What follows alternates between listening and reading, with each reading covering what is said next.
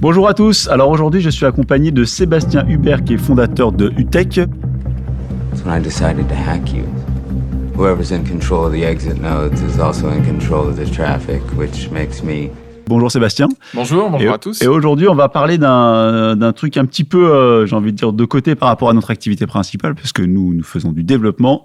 Et Sébastien a la particularité de faire le reste, c'est-à-dire de parler avec des vrais humains dans la vraie vie sur des vrais projets. Alors, on a tendance à critiquer ça chez nous en interne parce qu'on se dit c'est mal de parler aux clients, mais il y a quand même des gens qui doivent le faire. Et j'ai vraiment la chance de t'avoir aujourd'hui au micro. On a déjà réalisé plusieurs projets ensemble. Et là, je vais pouvoir t'interviewer sur tout ce qui est le relationnel, comment on fait travailler une équipe de développement avec une équipe métier, ce genre de choses. Alors, Sébastien, avant de démarrer, je vais poser la question que je pose tout le temps. Est-ce que tu te souviens de ton premier projet informatique ? Alors mon premier projet informatique, c'était au siècle dernier, puisque c'était avant les années 2000. Et en fait, c'était mon premier... T'as connu le bug de l'an 2000 ? Ouais, j'ai connu le bug de l'an 2000, ouais, en entreprise en plus. Mon premier job, en fait, c'était un job d'été à la Poste, à Paris. Et c'était la division colis avant que le colis n'explose avec Amazon et l'e-commerce. Et en fait, je leur ai développé un petit truc qui, pour eux, était assez magique. En fait, ils recevaient à l'époque les données de production des plateformes logistiques sous forme de disquettes. Et évidemment, chaque plateforme logistique avait son propre format de fichier. Et donc, j'avais fait une petite appli en VBA, donc sous Excel en fait, où l'utilisateur chargeait sa disquette une à une et je compilais toutes les données et ça mettait à jour son beau tableau de bord. Des disquettes 1,4 mégas ? Avec 3,5, ouais. Voilà, donc c'était il y a longtemps. Donc, il n'y avait pas encore la mise en réseau où c'était balbutiant. Et non, c'était drôle parce que j'avais moins de 20 ans et pour les gens qui étaient en place, c'était magique ce que je faisais, quoi. Voilà. Incroyable. C'est fou de se dire que ça existait encore comme ça. Avant de passer à la suite, est-ce que tu peux rapidement nous présenter ton parcours et puis nous expliquer un peu c'est quoi UTech, c'est quoi le métier d'UTech ? Alors moi, je viens de la technique. Alors j'ai fait des études scientifiques assez classiques. Mais j'ai commis quelques sites en Perl, un vieux langage, voilà. Qui de temps en temps revient tous les 10 ans à la mode. Exactement. Il a des fonctions. C'est là où moi j'ai appris les tableaux de hachage, etc. Ce qui est la base des API d'aujourd'hui, des JSON et compagnie. Donc c'est quand même plutôt intéressant. Mais justement techniquement, il y avait beaucoup plus fort que moi. Et donc je suis très vite parti vers la gestion de projet et le management. J'ai bossé essentiellement ensuite dans la distribution en tant que responsable informatique, DSI. Et puis, à un moment donné, j'ai réussi. Le terme c'est peut-être pas le bon terme, mais en tout cas, j'ai fait une bifurcation, c'est-à-dire que je suis parti ce qu'on appelle vers le métier. Finalement, j'étais assez passionné de business et de management. Et j'ai géré de la supply chain, des achats, j'ai monté des activités e-commerce, etc. Et puis un jour, je me suis dit, je me lancerais bien quand même sur ma propre activité. Et c'est comme ça qu'est né UTech. Et UTech, en fait, c'est finalement mon savoir-faire accumulé depuis 20 ans entre les machines et les hommes. On va dire que la première partie de ma carrière, je passais beaucoup plus de temps avec les machines que les hommes. Et puis au fur et à mesure, il a fallu inverser la balance, en fait. Puisque globalement, une machine, tu mets un algo, tu lances l'algo, ça se passe toujours la même chose. Et avec l'humain, non, il y a plein de surprises et plein d'aléas. Et je me suis passionné pour ça. C'est ce qu'on n'aime pas. Voilà. Et je me suis passionné pour ça. Et aujourd'hui, en fait, une des difficultés dans les entreprises, c'est que le digital agit comme une lame de fond, mais ce sont des enjeux qui sont très difficiles à cerner pour les entreprises, particulièrement celles qui sont les plus éloignées de la technologie. Et donc, UTech, c'est ça, c'est aider les entreprises à intégrer le meilleur de la technologie dans leur quotidien. Alors, ça peut être dans les opérations du back-office, mais aussi dans leur modèle d'affaires, dans leur business model. Parce que le logiciel est en train de dévorer le monde et donc il faut que chacun puisse y prendre sa part. Passionnant. Dis-moi tout, on va attaquer directement. Pourquoi ça marche pas ? Pourquoi les techniques et les non-techniques, ils n'arrivent pas à se parler ? Qu'est-ce qui bloque ? Alors, qu'est-ce qui bloque ? Ne dis pas que c'est les informaticiens. Non, alors certainement pas. En fait, ce qui bloque, c'est que c'est un lointain héritage d'Homo sapiens, il y a 300 000 ans. C'est que les êtres humains, pour survivre, ils ont besoin des autres. Pour se lier entre nous, pour pouvoir survivre, parce que tout seul, en la nature, on s'en sort pas, on a, entre guillemets, inventé ce qu'on appelle la culture. Et la culture, c'est un ensemble de visions, de conceptions, de regards sur le monde qui nous lient entre nous. Alors, c'était bien dans la savane il y a 100 000 ans, mais aujourd'hui, dans nos sociétés où on est des milliards d'êtres humains, en fait, on fait tous partie d'une petite tribu, entre guillemets, à notre échelle. Et on va dire une forme de bulle culturelle. Et on voit le monde qu'à travers cette bulle culturelle. Et donc, typiquement, un technicien, un développeur voit peut-être le monde sous la forme de données, sous la forme d'algorithmes, alors qu'un non-technicien va voir le monde totalement différemment, quoi. C'est même un peu une vision politique des choses, mais c'est ce qu'on est. Et du coup, c'est pour ça que ça coince. Parce que lorsqu'on n'utilise pas le même langage, des fois, clairement, moi je le vois avec mes clients, ils sont un peu comme Bill Murray dans Lost in Translation, quoi, hein. Ils sont totalement perdus. Ils ne comprennent pas, ce qui fait qu'en plus, il y a beaucoup d'interprétations. Si on croise des gens, qu'on les met dans une pièce, on dit alors, à votre avis, c'est quoi le cloud ? T'as autant de définitions que de personnes. Alors en plus, nos amis marketeurs jettent le trouble au milieu de tout ça. Hein, donc c'est extrêmement complexe. C'est comme la cybersécurité, c'est des notions qui sont très abstraites pour la plupart. Elles sont galvaudées même. Voilà, et puis il y a des mots valises. Ouais. Moi, je travaille sur la transformation digitale. La transformation digitale, des grands éditeurs de RP sont capables de dire qu'ils font de la transformation digitale, alors que moi, je dis à mes clients, il faut surtout fuir ces trucs-là, parce qu'en fait, ça vous rend tout sauf agile, quoi. Donc voilà, donc essentiellement, ce sont des regards différents. Mais c'est un peu comme quand on était au lycée, si tu veux, où à un moment donné, il y avait une segmentation entre les littéraires et les scientifiques. Tu vois, il y avait une espèce de... un schisme gigantesque. Voilà, exactement. On n'a jamais réussi à le combler. Exactement. Et j'ai envie de dire que quand il y a ce schisme-là, finalement, ces mondes-là qui se séparent sur la vision des choses, tu les retrouves dans les projets digitaux. Mais justement, on s'est tellement séparés qu'on ne se comprend plus, en fait, quoi. On ne se comprend pas. Voilà. Mais moi, ça fait écho ce que tu dis, parce que quand quelqu'un m'explique un problème, généralement, moi, j'ai une conception de base de données qui vient dans la tête tout de suite. C'est-à-dire que je modélise comme des tables et des relations entre les tables et problèmes. Et c'est vrai que c'est une approche que je pense qu'en tant que non-informaticien, on ne fait pas, quoi. Et c'est peut-être plus sain de ne pas le faire, d'ailleurs. Ah oui, tout à fait. Et puis, en plus, il y a une particularité, c'est que chez l'utilisateur final, il a tendance à reproduire un existant, donc il va beaucoup exprimer son besoin sur la forme de je veux un bouton, je vous ai fait un Excel, merci de me faire l'Excel sous forme web. Ça, c'est classique. Ça, c'est le grand classique. Et en fait, finalement, c'est pour ça qu'il n'y a pas de coupable entre les techniciens et non-techniciens. C'est-à-dire que chacun est dans son précaré. Et tout le sujet, c'est d'apporter la valeur de l'un et la valeur de l'autre. Donc justement, aux techniciens d'expliquer qu'en fait, on peut dépasser ce cadre formel du tableau Excel, des lignes et des colonnes, et qu'on peut totalement revoir sa façon de travailler. Et à l'utilisateur d'amener une dimension métier plus riche que de la réduire à un bouton. Mais tu vois, moi j'aurais tendance à penser que, et là je vais faire un petit pic à l'informaticien que je suis et aux équipes que nous sommes, c'est qu'il y a une sorte qui s'est développée ces dernières années de prétention des informaticiens ou de l'informatique en général. Et il y a peut-être moins d'écoute maintenant du métier. On a l'impression qu'il y a un peu, je sais pas si tu le ressens, mais une espèce de surpuissance de l'informatique dans les entreprises qui, grosso modo, disent on fait pas en fonction de leur bon vouloir. Et des fois, je me dis, il y a plus cette étape d'aller vers l'autre. Là-dessus. Et je pense que c'est là-dessus où toi, on a déjà fait des projets ensemble, où tu as cette capacité à aller réconcilier des gens qui se parlent plus, quoi. Ouais, c'est vrai que on va dire que ce soit des DSI ou du développement en interne, en fait, comme quand tu as le pouvoir sur les choses, des fois le pouvoir monte un peu à la tête, hein, ouais. Et donc c'est très facile de s'éviter des projets qui ne nous intéressent pas, sur lequel on n'a pas envie de bosser, sur lequel où des fois il y a une dette logicielle, hein, le legacy, et on dit c'est comme ça, et en fait on veut surtout pas le remettre en cause parce que ça ferait trop de désagréments, mais de désagréments justement de changement de l'humain. Donc l'humain globalement, assez peu de gens ont envie de le gérer, parce que l'humain, c'est beaucoup d'aléas, beaucoup de temps, de communication à passer. Donc, c'est plus facile de jouer au petit dictateur, en fait.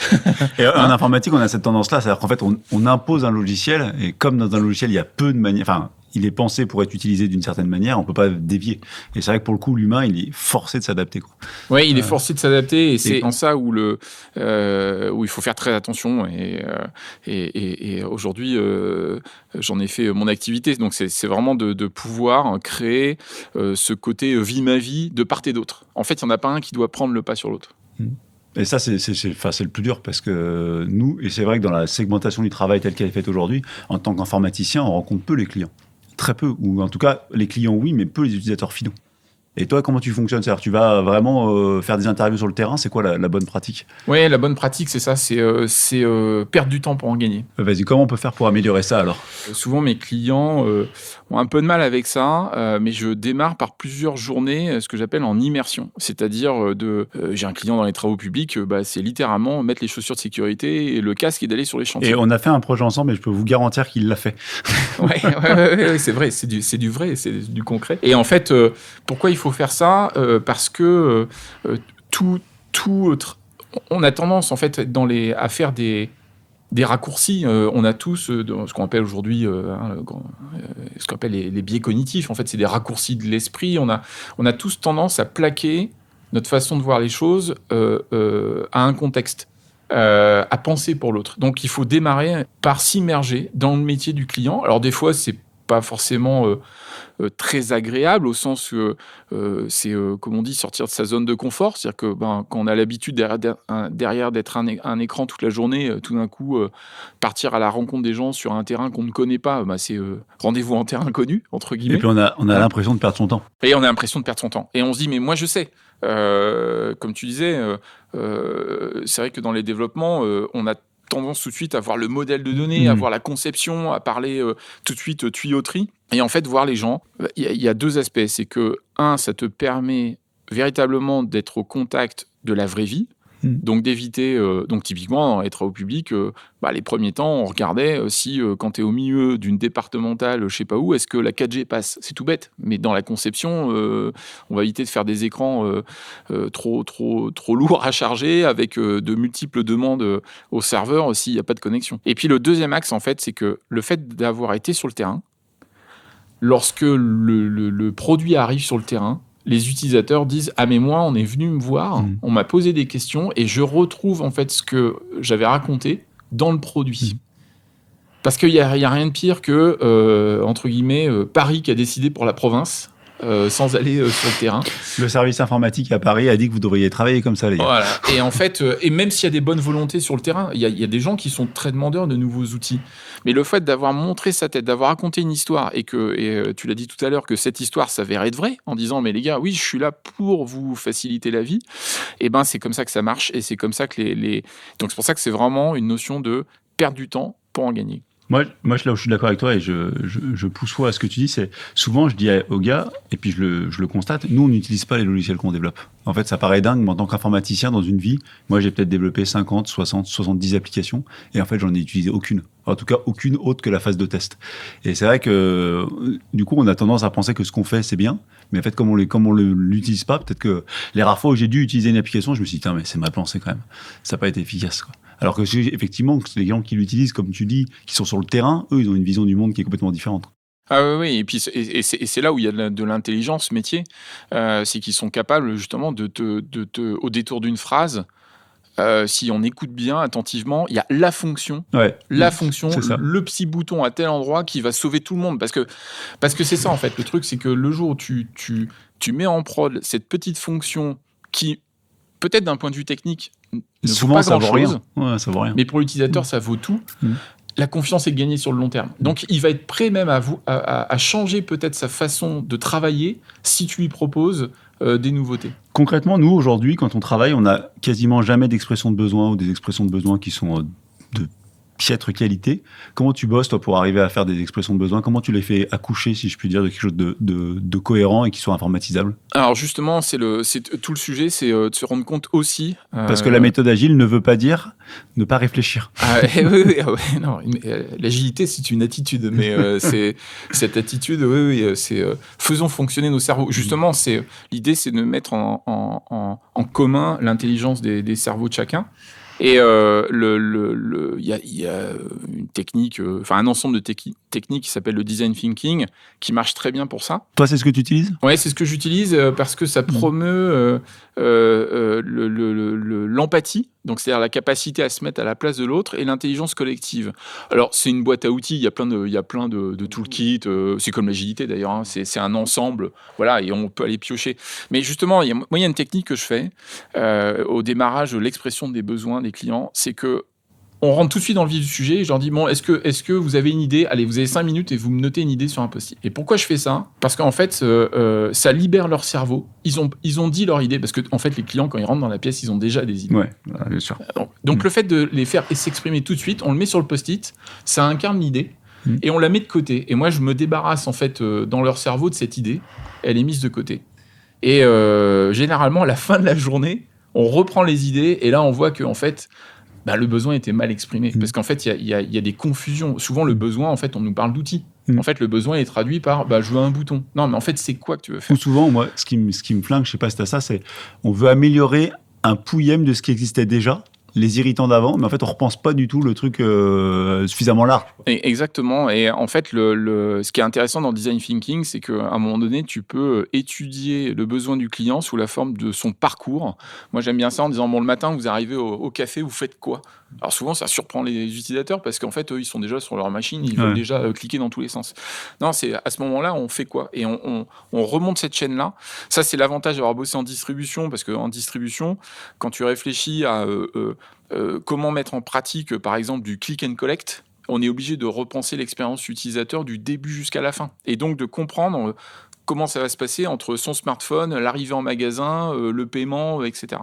Et donc, le design thinking est intéressant pour ça. Mais clairement, tout le sujet, c'est d'aller derrière les quoi pour les trouver les pourquoi. Et c'est là où, en fait, se cachent les vraies valeurs. Et c'est là où le digital a une force incroyable. On peut passer la démultiplier parce qu'on est capable de restituer, de mettre en œuvre, en fait, des systèmes avec des écrans faits pour les utilisateurs. Avant, les écrans, on va dire que c'était, entre guillemets, la réplication du modèle de données. Ouais. Et du coup, alors qu'au fait, aujourd'hui, tout le monde s'en fiche du modèle de données. J'ai envie de dire...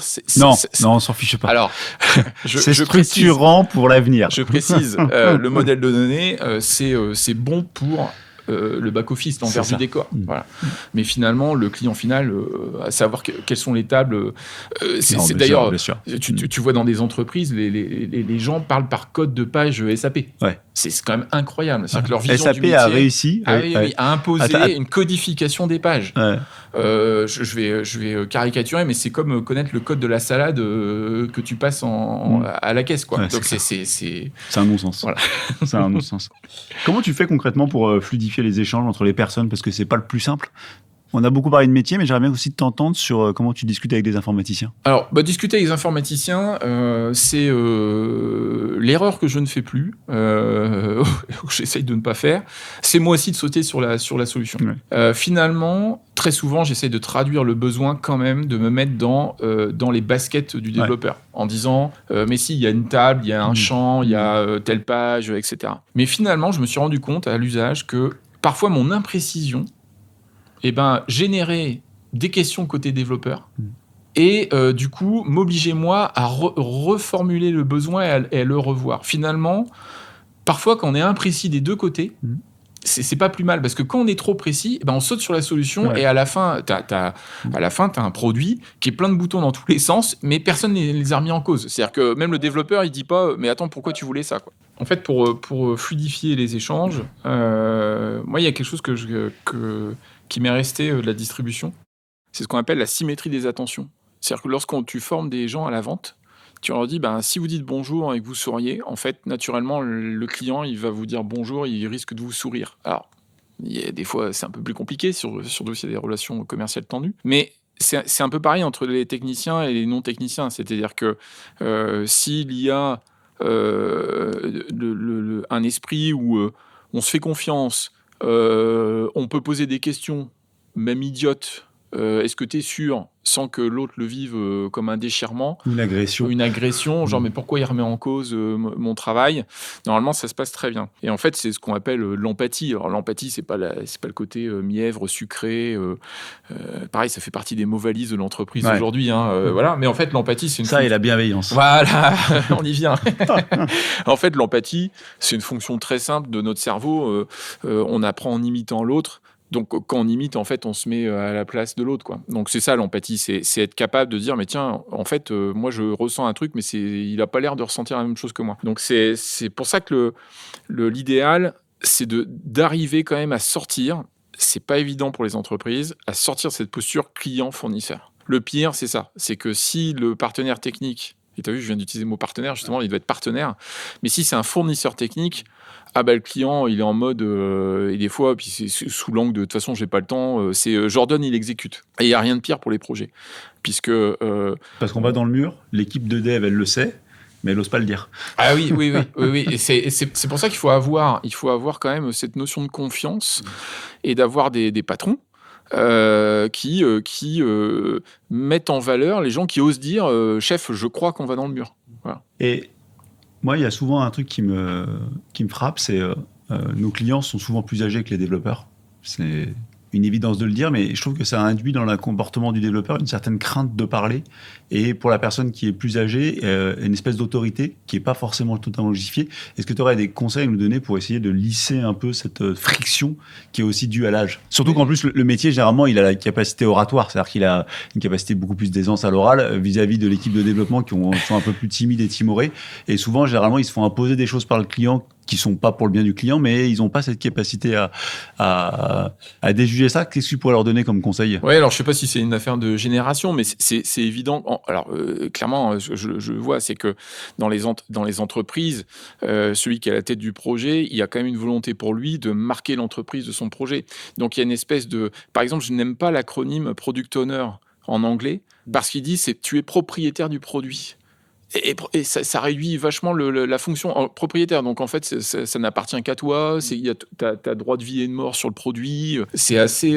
ça peut se comprendre quand on est éditeur. Mais c'est vrai que je trouve en interne, je trouve ça très étonnant. Voilà, quand derrière, on vend des licences à des milliers de clients, des choses comme ça, mais en interne, c'est plus compliqué. Alors, je ne sais pas comment on peut résoudre ce gap. Clairement, il y a en plus tellement de changements sur le rapport au travail, les valeurs liées au travail, etc., qu'il y a des générations qui ont du mal à s'entendre. Moi, j'aime bien cette expression chinoise qui dit « il n'y a pas d'ennemis, il n'y a que des gens qui n'ont pas déjeuné ensemble ». C'est idiot ce que je veux dire, mais je trouve ça intéressant, c'est que le fait des fois de se mettre autour d'une table et de partager ne serait-ce qu'un café, ça permet ça aplanit les choses. Voilà. Typiquement, un client, le client pourrait venir visiter vos locaux. Ouais. C'est ce qu'on fait de plus en plus. Voilà, et vous, de même, en disant, alors même si aujourd'hui, et pour des bonnes raisons, hein, il y a le télétravail, il y a la volonté de pas trop se déplacer aussi. Des fois, envoyer le petit jeune de 24 ans, en effet, peut-être à l'autre bout de la France, chez l'industriel, ça peut lui faire du bien, parce que ça peut lui ouvrir. Ça lui fait peur, mais ça peut lui faire du bien. Oui, bien sûr. Mais derrière la peur, il y a toujours une meilleure version de nous-mêmes. Tu sais ce qu'on dit. Donc, il faut justement, le management, il est là pour dire, les gars, vas-y, n'aie pas peur, ça va bien se passer. Et je pense que moi, je donne ce conseil à mes clients, je ne sais pas si tu le partageras, c'est à tous les métiers qui ont cette capacité, je te dis, à un peu étouffer tout le monde parce qu'ils parlent bien, ils ont la parole forte, ils prennent des décisions, c'est de leur dire, laissez juste le temps, laissez des blancs dans les réunions, laissez du blanc pour que les gens plus timides puissent parler. Tu vois? Et je ne sais pas si tu as déjà rencontré ça, mais moi, je trouve que souvent, il y en a deux qui parlent dans une réunion, ils cannibalisent tout l'espace auditif et du coup les autres n'osent pas parler.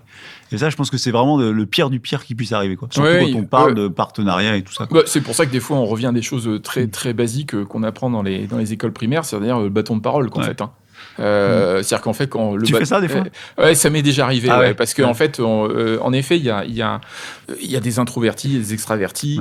Souvent, en effet, moi tu disais les gens qui ont des aisance à la parole, etc. Je pense que j'ai grandi dans mon passé professionnel parce que justement, il y a une facilité à la communication, voilà. Et oui, il faut laisser du temps aux gens et puis se rendre compte qu'en fait, on est la difficulté, c'est que on pense être des êtres rationnels, mais en fait, nous sommes tous des avocats. C'est-à-dire qu'en fait, on défend nos positions et notre façon de voir le monde. Donc, c'est celui, entre guillemets, le dernier qui a parlé qui a raison. Hein, on magnifie un peu ce genre de phrases. Et oui, donc c'est pour ça qu'il faut des facilitateurs pour essayer que chacun puisse s'exprimer, que chacun puisse accorder du temps à l'autre, ne pas rire, ne pas sourire, mais ce que tu dis, voilà. Parce qu'en fait, communiquer, la racine latine, c'est la mise en commun. Donc, si les idées ne sont pas mises en commun, on risque pas de progresser collectivement. Ouais, je pense que tu as raison. Et puis des fois, c'est un peu une victoire à la Pyrrhus, c'est-à-dire que celui qui impose son point de vue, il pense avoir gagné, mais en fait tous les autres autour de la table pensent pas pareil. Et en fait, il a rien gagné parce que les gens vont faire de la réticence, on vont pas avancer, quoi. Ça me fait penser à un exemple célèbre de décision absurde. C'est le crash de la navette Challenger, où en fait, ce qui s'est passé, c'est que celui qui a pris la décision, qui a montré les galons, ils étaient en conférence téléphonique entre la base de Floride, entre Houston, etc. Et c'est entre guillemets, je vais pas être sympa pour eux, mais un commercial qui a pris la main et en disant non mais de toute façon on envoie quoi qu'il en coûte, parce que je crois qu'il connaissait l'origine du problème sur les boulons qui pouvaient givrer, mais dans la tête du gars à Houston, en Floride, il fait toujours chaud quoi, donc ça pouvait pas givrer quoi. Bon bah ils ont appuyé sur le bouton, puis on sait que Challenger en 86 a explosé. Donc c'est ça en fait, c'est que de jouer, mais je crois quand même qu'il y a quand même on voit quand tu disais que la bienveillance c'est un mot valise, mais c'est ça qui se cache derrière ça en fait, c'est se dire laissons le temps. En fait, c'est souvent ça, c'est qu'on prend pas le temps, mais laissons au moins un peu de temps aux gens de s'exprimer. Après, la personne elle veut pas s'exprimer, elle ose pas s'exprimer, on peut pas non plus sans arrêt être derrière pour pousser, mais il faut savoir organiser ces temps de mise en commun de l'information. Et alors, je sais pas, moi, j'ai l'impression que souvent, effectivement, ce temps, il n'est pas laissé ou il est mal laissé, parce que souvent, nous, on voit des projets qui ont démarré un an et demi avant, et qui nous arrivent dans les pattes en tant qu'informaticien, mais on se dit, des fois, il y a eu de la réflexion, mais il n'y a pas eu de temps de dialogue, parce que quand on discutait avec les équipes, elles n'ont pas spécialement été consultées. Donc, qu'est-ce que font les gens ? Oui, mais parce que c'est cette culture, en fait, comme je te disais, moi, j'ai eu des équipes, etc., et j'ai fait des belles conneries managériales aussi. Et une des grandes conneries que je pouvais dire, c'était de dire me viens pas avec des problèmes, mais viens avec la solution. Et en fait, on nous apprend à l'école, etc., à trouver des solutions. Il faut solutionner, etc. Donc, du coup, lorsque tu arrives en entreprise, tu dis, je vais être valorisé si je viens avec une solution. Donc j'arrive et j'ai des boules avec ma solution. Sujet suivant, etc. Alors qu'en fait, aujourd'hui, je me rends compte, avec le recul, que quand les gens viennent avec leurs problèmes, c'est là où en fait il y a de la valeur, parce que si tu creuses, en fait derrière le problème, en fait il y en a d'autres, etc. Et cette idée de dire mais viens vers moi qu'avec des solutions. Pourtant c'est un truc qu'on entend souvent dire. Ouais, mais en fait je pense que c'est alors j'ai pas fait une longue étude sociologique sur le sujet, mais je pense c'est une erreur, parce qu'en fait on saute tout de suite à la solution, et c'est pour ça qu'en fait ce temps de dialogue avec les équipes, etc., se fait pas, parce que il y a quand même quelqu'un entre guillemets qui est payé. Moi par exemple c'est ce que je dis, je choque des fois certains de mes prospects en leur disant mais surtout n'embauchez pas un directeur de la transformation digitale. Alors ils me disent oui mais il faut bien qu'il y ait quelqu'un qui traite le sujet. Je dis ouais mais le digital en fait toute la boîte est concernée. Donc c'est redonner le pouvoir à quelqu'un qui va agir sur les métiers, sur votre business model, en disant mais c'est chouette. Ce que vous avez fait, c'est que vous avez embauché un responsable de la dématérialisation. Mais ça c'est autre chose. Ça c'est de la bidouille technologique. Moi, alors je vais faire une aparté, je vais pas me faire des amis, parce que ce que je vais dire, je pense que c'est pas partagé, mais quand je vois dans des organigrammes un directeur de l'innovation avec un service de l'innovation dans un coin, je me dis mais qu'est-ce que ça veut dire, quoi ? L'innovation, elle est partout, elle y est pas. Je veux dire, la foutre dans un service comme si, tu sais, t'allais mettre 10 mecs dans une salle et qu'ils allaient avoir des idées brillantes, ça n'a aucune chance de marcher, quoi. Je sais pas, moi, c'est mon point de vue personnel, mais quand je vois service de l'innovation, ça me fait hurler de rire. Oui, en fait, c'est l'innovation, elle devrait être à tous les étages. Bon, après, c'est parce que les entreprises, avec toutes les contraintes réglementaires, etc., qu'elles ont sur leur dos, ont tendance à partir à devenir des gestionnaires de la gestion, et ont plus aucune capacité d'inventivité. Je ne sais pas si il y a des façons de faire. Une des façons, c'est souvent, j'aime bien ce mot, le lab, de créer une espèce de lab, parce qu'en fait, innover, le problème, c'est que quand... innover, c'est tout de suite le patron, il dit bon, ça me rapporte combien mon compte d'exploitation, quoi. Alors qu'en fait, innover, des fois, c'est jeter des... c'est de jeter des idées. Donc, c'est ce que je dis souvent, c'est d'ouvrir un compte d'exploration, et quand tu jettes des idées, si tu commences tout de suite à conclure, mais ça marchera jamais, voilà. Et innover, au contraire, c'est démultiplier des essais, des initiatives, et c'est pour ça que c'est compliqué dans les entreprises de le faire à tous les niveaux. si en effet le service de l'innovation et c'est eux qui sont derrière le parking là, je Ouais, crois. ça hors En sol. gros, t'as mis des mecs et puis tu t'as le crédit impôt recherche et Ils se voilà. sont fait un Fab Lab et ils s'amusent avec des imprimantes 3D Voilà. et tu te dis mais vous faites quoi en fait en vrai, les gars, Alors quoi. que si en effet ils sont dans l'entreprise et que chacun, tu sais, il y a eu une mode de faire ce qu'on appelle les shadow comex, tu sais, de Ouais. faire prendre les petits jeunes et puis de les mettre, voilà, on va vous faire c'est un peu comme comment le conseil municipal des enfants, quoi, tu Ouais. vois, voilà, pour faire découvrir ce que c'est une entreprise. Ce serait un peu ça, c'est-à-dire qu'il faudrait que l'innovation puisse tourner dans tous les services et que on puisse détacher des gens Ouais. au fur et à mesure de leur quotidien dans cet esprit d'innovation. Mais oui, mais ça, c'est vraiment, c'est pour ça que je disais tout à l'heure sur la notion de apporte-moi des solutions. On saute une étape. Alors que finalement, la mise en commun des problèmes, c'est peut-être là où il y a le futur modèle économique de l'entreprise. Ouais, et puis alors, en plus, moi, beaucoup de problèmes, et surtout avec la transformation digitale de manière générale, c'est que ils sont pas cantonnés à un service, ils sont pas cantonnés à... Moi, c'est pour ça que j'aime pas du tout le terme product owner, parce que, en fait, ça n'a aucun sens dans une entreprise. Enfin, il y a un process métier qu'on veut améliorer, mais c'est pas un produit, quoi, c'est autre chose. Et du coup, quand tu crées un product owner, comme tu dis, il passe son temps à défendre son produit face à d'autres produits d'entreprise, et à la fin, t'avances pas, quoi.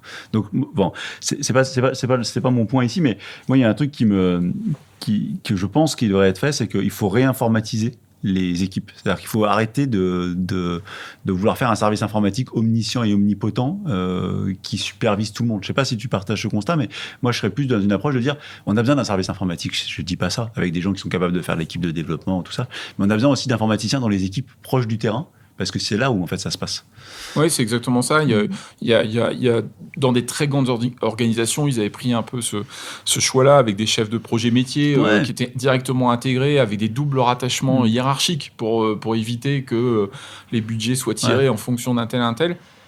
C'est une bonne solution, mais là, moi, ce que je revendique beaucoup avec mes clients, c'est de dire, en fait, tout à l'heure, je te disais que le logiciel est en train de manger le monde, et il le mange tellement que si les services restent éloignés du digital ou qu'ont une culture digitale uniquement utilitariste, eh ben ça marchera pas en fait. C'est-à-dire que le digital, Ça marche temporairement, t'améliores ton débit de data à la fin de l'année, et puis ça s'arrête là, quoi. Voilà, et ça va pas plus loin. Et c'est là où en France, si tu veux, depuis 4-5 ans, on va dire qu'il existe maintenant une French Tech, pour parler français, mais 95% des entreprises sont très éloignées finalement de cet écosystème digital. Et le sujet, c'est plutôt de dire, allez, on se place 200 ans en arrière, quand on a créé des industries, on est passé de l'artisanat à l'industrie, on n'a pas pris des directeurs de l'industrialisation, si tu veux. C'était dans l'ADN de l'entreprise. Et aujourd'hui, il faut que le digital soit dans l'ADN de l'entreprise. Donc, pour être dans l'ADN de l'entreprise, il faut que tous les services, donc à commencer par comité de direction, soient acculturés au digital. Le digital, c'est sortir de ces vieux schémas, la méthode en V, donc c'est de l'agilité. Et puis il faut sortir de l'informatique de gestion. Parce qu'aujourd'hui, c'est ça le quand prisme. Tu parles un COMEX, c'est l'informatique de gestion. On va mettre SAP, comme ça je pourrai avoir mon reporting comme ça, tac, tac, tac, tac. C'est exactement ça. En fait, les ERP, on a cru... le principe de base des ERP, d'ailleurs, on voulait un modèle intégré, on voulait une entreprise intégrée autour de la data. Et en fait, ça a créé des silos et ça a renforcé les services de back-office qui ont pris un pouvoir énorme sur la boîte parce qu'il fallait nourrir l'ERP. Ouais. Donc, quand les gens parlent de rentabilité, moi, je serais très curieux de lister tous les postes en fait, qui sont payés juste pour nourrir un ERP. Ouais, c'est ça. Et toi qui es entrepreneur, on sait qu'on ne gagne pas d'argent avec un ERP. Non, c'est un centre de coûts.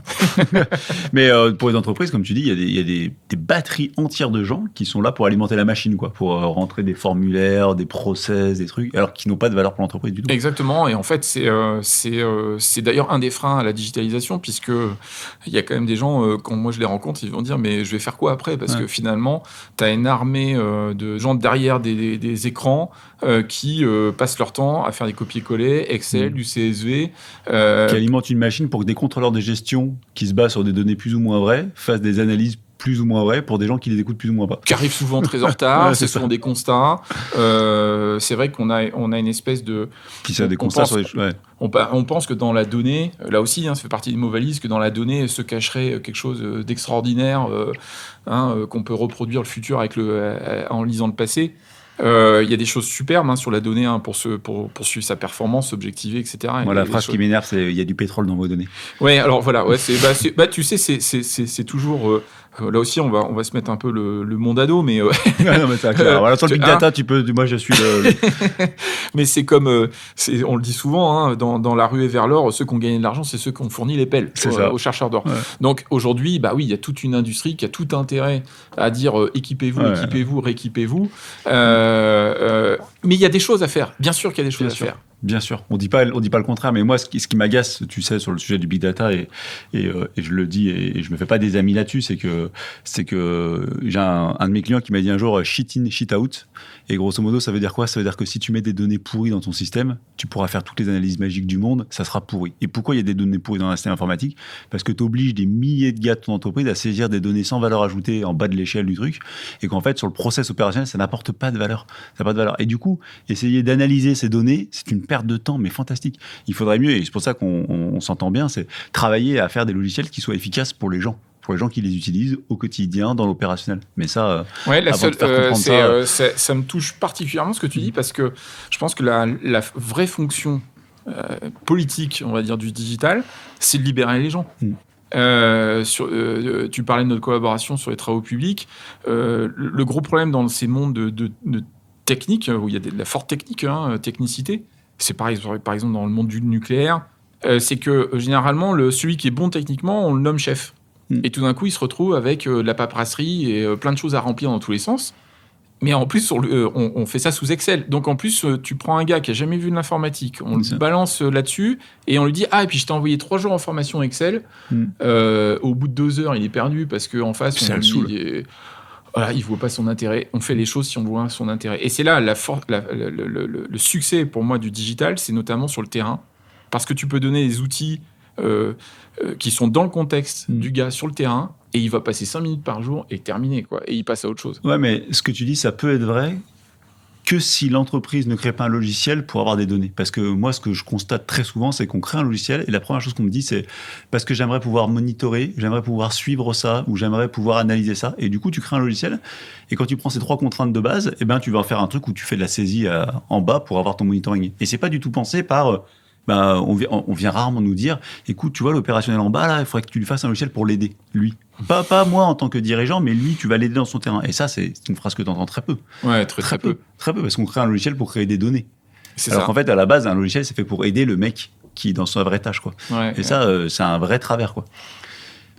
Ouais, c'est tout à fait vrai. Et c'est pour ça que la plupart des projets sont rejetés par le terrain, parce qu'ils voient y arriver sous le masque de la modernité du flicage, en fait. Le management, c'est sans doute une des fonctions les plus difficiles où tu apprends tous les jours sur le sujet, parce qu'en fait, on traite avec l'humain, donc il y a plein d'aléatoires dans les relations humaines.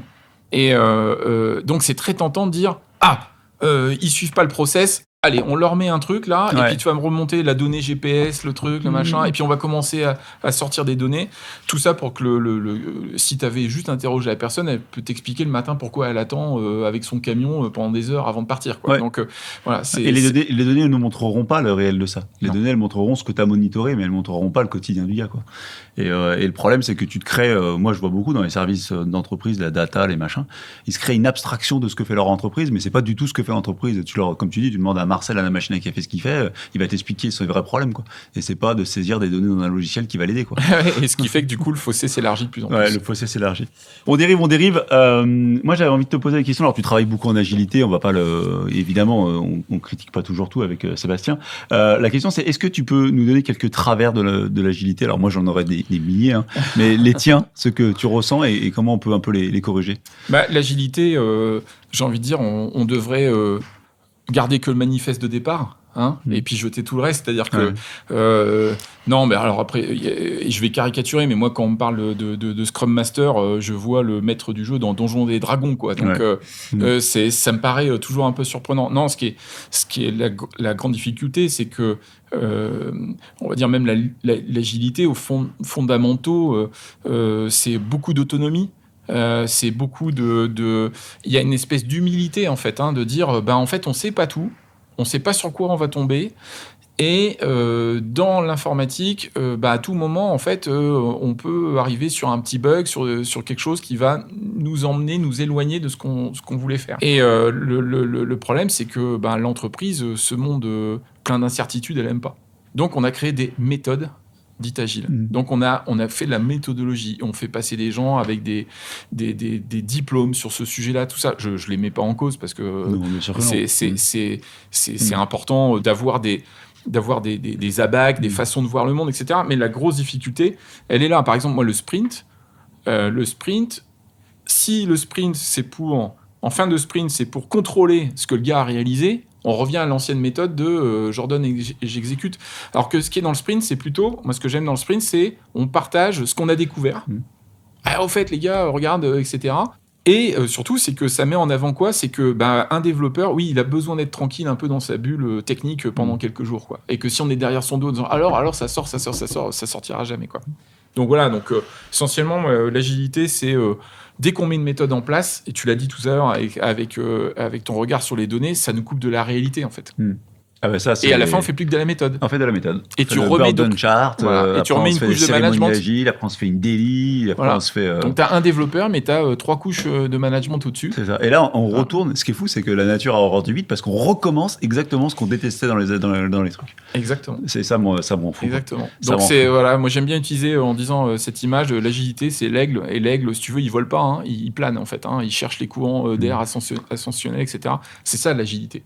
C'est de faire le moindre effort et donc de s'aménager du temps pour gérer l'imprévu. Ouais, pour bosser, quoi. Parce qu'il y a un moment, il faut qu'on fasse des choses et pas que de la méthodologie pour de la méthodologie. La méthodologie, c'est ça. On trouve pas de pétrole en forant une carte. Hein, donc, c'est pas parce que tu as la méthode que tout d'un coup, tu deviens agile. C'est un état d'esprit, c'est une façon de voir le monde. Mais ça demande un certain lâcher-prise. Alors maintenant, on nous a inventé l'agilité à l'échelle. Ah oui. Ça, parce que on est très fort. Quand ça marche pas, il faut toujours qu'il y ait un mec qui te sorte un nouveau terme marketing, tu sais, pour dire non, parce que vous le faites pas correctement. Ouais, et puis on a. Puis il y a des ayatollahs de l'agilité. Ah, bien sûr. Il faut toujours plus. Il faut toujours plus. Si ça marche pas, c'est parce que alors toi, en tant que développeur, tu leur dis, en fait, ce qu'il me faudrait, c'est un peu une spec parce que c'est rigolo d'être agile, mais il faut quand même qu'on sache un peu où on va. Et là, on te répond non. Il faut être agile, encore plus agile. comme si l'agilité pour l'agilité allait créer quelque chose. Ben non. Clairement, ouais. C'est de l'ordre de la pensée magique. C'est la pensée magique, exactement. Bon, on va conclure.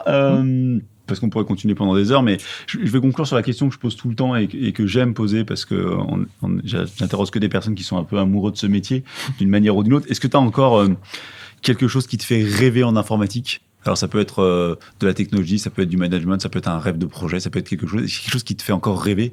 Et quand tu te lèves le matin, tu te dis j'aimerais bien voir ça avant de partir à la retraite. Alors en fait, c'est oula, la retraite dans longtemps, j'espère. Non, mais pour ça va te surprendre. Mais en fait, plus j'avance justement dans ce travail-là, et moins je suis geek en fait. C'est étonnant. Je trouve que plus on fait de technologie. Et plus des fois, on s'en, entre guillemets, désintéresse. C'est-à-dire que le côté dopamine tous les jours. Ah, t'as vu, il y a ci, il y a ça, il y a le Web3, qu'est-ce que t'en penses ? Ouais, les NFT, dingue. Voilà, je m'en désintéresse. Alors, je regarde tout ça attentivement. Mais en fait, le truc, c'est que les révolutions, si tu veux, elles sont toujours évidentes après coup. Hein, et puis ceux qui nous font des prédictions sur le futur, c'est parce qu'ils en font beaucoup qu'il y en a peut-être une qui se révèle être vraie. Non, moi ce que j'aimerais plutôt, c'est qu'on arrive à retrouver la juste dimension de ce que doit être le progrès. C'est-à-dire que l'innovation, elle est assez neutre, hein, finalement. Tu vois, avec l'atome, on peut faire l'énergie nucléaire décarbonée comme de balancer des missiles nucléaires sur la tête des nations. Donc la question de la techno, j'ai pas de rêve technologique. Ce que j'aimerais en tout cas, c'est que on n'y succombe pas, que c'est pas un nouveau dieu. Quand je suis papa, donc j'ai un petit garçon de 10 ans. Moi, ce qui m'effraie justement, c'est qu'il rentre trop. C'est fou, hein, dans cet univers 100% digital. Parce que derrière, on en devient très très vite esclave en fait. Hein. Donc mon rêve, je suis peut-être un petit peu poétique ou romantique, mais ce serait de trouver cette juste place dans ces outils qui sont assez extraordinaires, mais de trouver leur juste place, quoi. Et c'est vrai qu'il faut essayer de trouver l'usage minimum qui pourrait en être fait pour le bien de l'entreprise, mais pas forcément aller tout informatiser partout tout le temps. Des fois, c'est contre-productif. Ouais, non, des fois, un peu de bon sens. Un peu de bon sens, ça ferait pas de mal. Merci Sébastien. Eh ben merci de l'invitation. Et puis je mettrai dans la description de cet article le lien vers ton site, s'il y a des clients qui sont intéressés, s'il y a des gens qui veulent discuter avec Sébastien. Avec grand plaisir. Je mettrai ton profil LinkedIn aussi si tu me le permets. Et puis comme ça permettra de continuer l'échange. Merci à tous. Avec plaisir. Au revoir, à bientôt.